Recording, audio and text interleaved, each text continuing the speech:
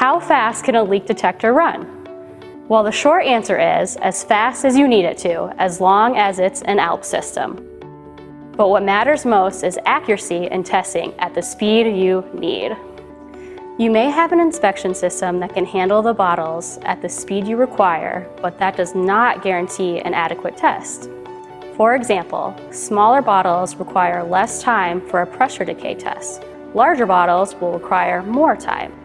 An identical testing configuration of a large container to a smaller container will not meet the same expectations. Therefore, in order to keep up with production and guarantee accuracy in testing, additional stations may be required to test larger containers. Don't settle for a leak test that barely meets your quality requirements.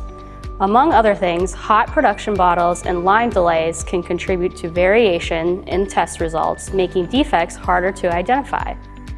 Protect your inventory and guarantee quality container production by choosing the right leak detection system for your specific needs.